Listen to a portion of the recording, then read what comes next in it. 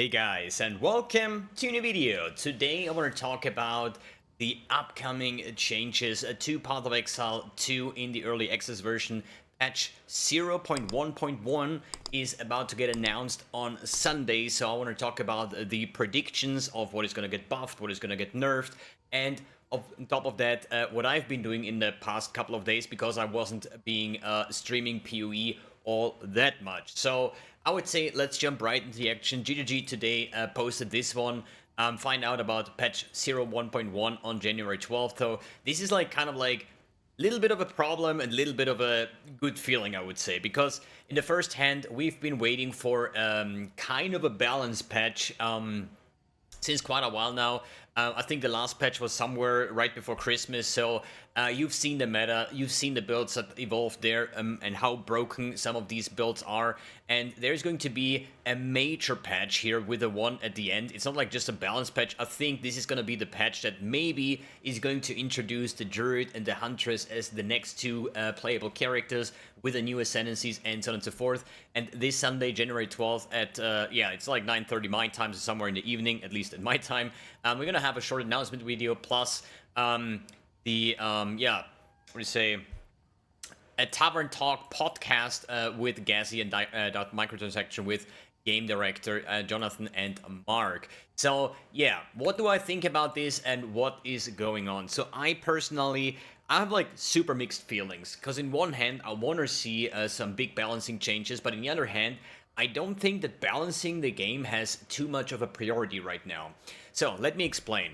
First of all, this is early access. I need to make this sure, because whatever happens with all the shitstorm that is going on with the temporalis, kind of like exploit and broken builds and I don't know what shit is going on, it is still early access. It has been confirmed at some point that whatever happens in early access stays in early access. So this here is not going to go standard. Is going to be some early access standard. So whatever currencies here, exploits, whatsoever, is not going to influence the actual standard game. So what I would say is, once it's getting released and once we have the first official leak, once this one ends, this is then what generates standard league, right? So whatever we do over here, we are playing like some alpha, some beta, some testing, and so on and so forth. So I don't think that GGG gives a slight F about what's happening over here.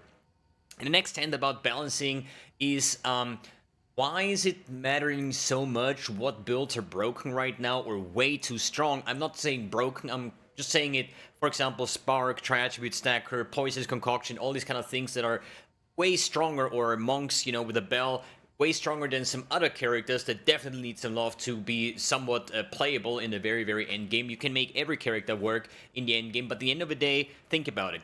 What is the point of like balancing everything right now when there is like 2 new classes coming, you know?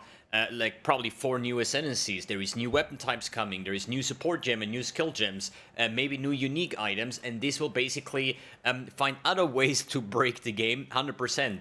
And if you think about how many characters are still missing, how many ascendancies are missing, how many weapon types and other things and uniques are missing, we're gonna break the game non-stop. Every single patch there will be superior builds that need to get nerfed, but I think the greater good is to get stuff out and then make a balancing once everything is released, and we get probably a 2-3 month time frame where we actually break the game, and that can be balanced after all. I think the one things that are definitely gonna get a balanced, or at least like what do you say, are the game-breaking builds. I've seen a lot of clips where people are shooting like a bazillion fireball that literally crashes the game, or stacking, I think like Earth Shatter, spikes and stuff, and then you hit one single time and then your game just closes because the server crashed, or at least your game crashed. I think those are the mandatory builds that should get addressed instantly, and then I want to see new classes, new stuff, maybe like the next like chapter 4, chapter 5 and 6 potentially from the campaign, and these kind of things. If we still want to talk about what should get balanced, in my opinion, I think when we talk about the broken or too strong builds right now, I think we're all gonna agree that it's Tri-Attribute stacking, it is like Poison's Concoction or Widow Hail in general. Then I think Spark, the mana stacking, you know. I could see nerfs on the front of Mind of a Matter being completely gutted, maybe like downscale to 50%. The interaction with an Everlasting Gaze with Eldritch Battery shouldn't be really a thing. Then that Eldritch Battery works the way it is, and currently I think mana builds are by far the strongest archetype of the game, with having like 1,000, like 10, 11,000 mana plus like 2, 3, 4,000 mana regen with CI. I think that is just like insanely crazy. On the tri-attribute stacking side, I think the Gloves of the Hands of Wisdom in action, they should be probably gonna get nerfed to like 1 to 5 lightning damage or something. The thing is, like, it's not about like destroying those builds, because high investment builds should still crush the game more or less. Like, if you're able to farm like 2, 3, 4 mirrors and invest into your character, I think you should be able to like one-tap bosses, because realistically, how many people are achieving those kind of characters, right?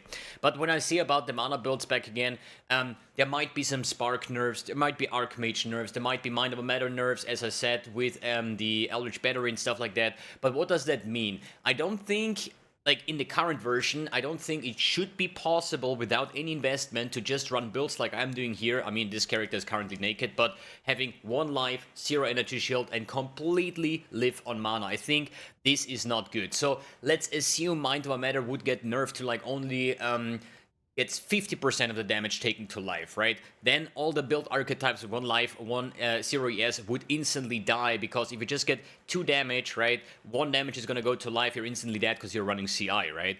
But I still think there should be ways to achieve the 100% again with investment, with jewels, with a skill tree, with items, and so on and so forth. It should be possible, but it's always like the point of investment. So the more you have to invest into Mind of a Matter, the less mana you're gonna have, the less your Archmage is gonna scale, the less mana overall you're gonna have, and so on and so forth. I think it should definitely be possible, but Mind of a Matter, the way it is right now, I think is completely busted. And about the other like archetypes and the way builds work, it's just like, I don't think destroying builds has any point of interest for build making, build creation, build diversity, and so on. But obviously, those kind of things should be addressed. So let's talk about the Widowhail thing. So I could see a way where Widowhail will only, or at least it's not the Widowhail problem, it's the Quiver problem, right? So if you're running a Quiver, I don't know if I still have one on my stash. God, I have so many freaking items for sale, I don't even know if I have. Okay, so here we have a Quiver, +2 of all projectile skills. This works with Spark, it works with Fireball, it works with like any kind of like attack projectile skill. It does also work in PoE 1, right? But in PoE 1, I think we don't have jewels that affect the Quiver Effect, and if you put it Adorned and then scale 6, 7, 800% Quiver Effect, you can get Spark to level 40 just like that. And this is such a ridiculously scaling that I could see that they're gonna make the Quiver stat, the +2 projectile skills, to maybe only affect bow skills, right? So that would kill all the Poisonous Concoction builds, where I would personally say they shouldn't be able to use a bow in the first place, because in PoE 1, Poison Concoction, I think, can only lets you only use a shield, no gloves, and no weapon or something like that. So there are limitations, and if it would work the same way, then Poisonous Concoction wouldn't be as strong as it is right now with just scaling Widowhail with projectile skills. This would also kill my Widowhail Spark Archmage, obviously, but I think it is still for the greater good. But if they nerf Spark in any way where we say, hey, reduce projectile speed, reduce projectile duration, and so on and so forth, my Widowhail version would fix all of that, right? We fix the projectile speed, the projectiles, because the higher the arc level is, the more projectiles we're gonna have, and so on and so forth. So if they, I think when they want to like kill Spark in that case, I think the only way to do that properly is to just remove the skill gem from the game, because just from the mechanic how Spark works, will still, even if they nerf Archmage, if they nerf mana stacking, if they nerf the Spark damage itself, right, I still think that Spark will remain as the best mapping character. Good. What other predictions in terms of buff? Well, honestly, I think there's quite a lot of good builds, but the thing is, like, if everything is in a margin of, like, let's say 20% strength up and down, then we have like some quite of balancing. But it just feels like that most of the builds are somewhere in an equal line, but there is just like some builds that are so above that it makes all the other builds feel completely bad. So the question is, Do we buff all the bad stuff, or do we just nerf down the strong stuff? So in the end of the day, we're gonna have a more balanced game. But the question though is, for me personally, is the vision game, right? So, you know, as GGG says, they want to have like an engaging combat system and so on and so forth. But what happens right now, the most successful builds, the most fun builds for us players, or for the majority of the players, obviously, I cannot speak for everybody, are the ones where you just press one button and you see multiple screens explode. So we do have a bunch of like PoE 1 builds in PoE 2. Obviously not as fast, but, you know, with the Herald of Ice, Herald of Thunder explosions and stuff, and ridiculous AoE scaling, it makes you feel like playing PoE 1 in PoE 2. So there might be a thing where they just cap out certain things, and this is like a crazy solution. But in the other hand, like I made a character with like 130% movement speed, right? Your average character with just movement speed on your boots, maybe like a couple percent on the tree, you reach like 30, 40, maybe 50%. But with Queen of the Forest, you can get way over 100%. And once you play that, you're like, I don't want to go back, right? And for me personally, the current point of view is I want to play an Adorned build with all movement speed jewels, so every character that I play has natural like 70, 80, 90% movement speed, which is just not really the vision that GGG was talking about. So there could potentially be things like movement speed cap by 50%, so you can put in as many jewels as you want, but you're gonna get hard cap. I don't know how the vision is going to continue in that part, just because this is the first major patch, and I think this will basically show the direction where this is going.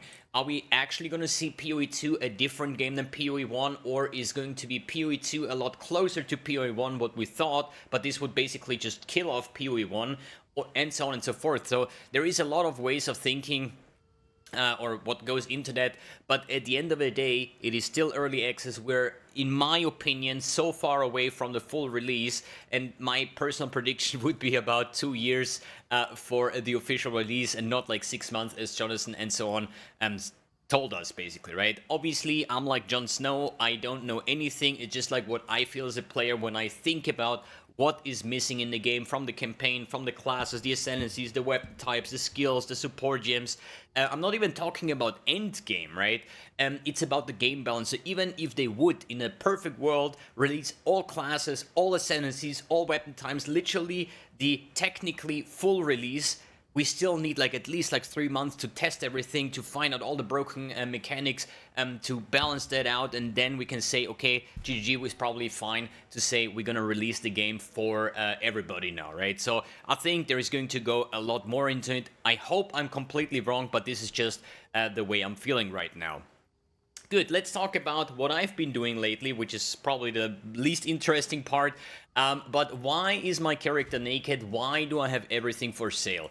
And the main reason is I'm trying to be intelligent here, okay? I know that's not like my best kind of thing, but what I think is going to happen, they're gonna nerf Spark. They're gonna nerf probably Archmage or mana stacking or anything that has to do with the meta builds, right?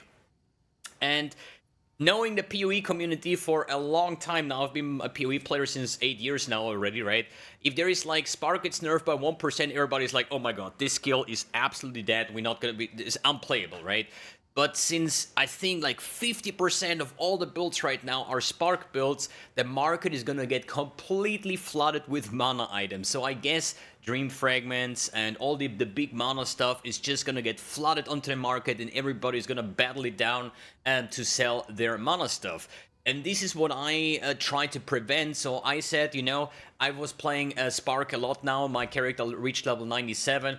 And I think this week I just said, like, you know what? I'm just gonna sell all the gear and I'm gonna chill now until basically the next big patch comes out, so I know what's going to happen. I still think that I'm just gonna play Spark again, unless they bring Druid or something. But what I try to do is just to liquidate everything, and when everybody is like, hey, I need to like sell everything, they nerfed Archmage and the build's dead and whatnot, then I can buy the crazy mana gear for probably a lot cheaper than what I could do it right now. And what I did is, I think the first iteration of my gemling, basically, I sold for like, comes down to like 400 divines or something, and I was like, okay, what am I going to do now? And I basically got myself a perfectly rolled Ingenuity belt and also a 100% adorned. And I got this for 300 divines about a week ago, and now the prices go crazy. I think the cheapest adorned with 100% is currently like 700 divines, so I could safely say probably once the patch goes live, I'm sitting around 1,000 divines or something that I could like throw in a build or something like that. But I'd rather not play for like a day or two because the new Torchlight season came out and I'm probably going to spend the weekend with my girlfriend and stuff like that. I'm just going to take it easy for the next couple of days because I was playing like a lot. I have over 400 hours into PoE 2 already. And yeah, the game or early access is out since like what, like 35 days or something, so I've been playing way too much anyways. So now I'm just gonna sell everything, sit back, relax, let's see what the patch notes bring, what gets buffed, nerfed, what new stuff comes out, and then I want to invest again. Because personally, I don't see a point of like spending, let's say, 80 divines on a Dream Fragment if potentially next week I could buy the Dream Fragments for 20 divines because everybody's selling their mana stuff, for example. Same thing if I say I want to try something different, like a Strength Stacker still needs an Astramentis. I think Astramentis goes for like 200 divines right now, but if they would get certain mechanics that involves Tri-Attribute Stacker, which is also like a lot of the end game players are playing, a lot of people have Astramentis these days, but they're gonna flood the market, prices go down, I'll just buy it cheaper, and that's about it. So, you know, hands off the keyboard, I'm gonna relax a bit, and then we're gonna, start talking about it once we got the information on Sunday where everything is gonna go. I was hoping for a patch this week already, but I can see why it's not gonna happen, and this is again early access. There is no rush to do something, you know. GGG had their Christmas holidays, their New Year's holidays and whatnot. They've been back in the office since like a week, and obviously you have like I don't know, like say 1,000 developers, which is probably too much, but versus 1,000,000 players, you know.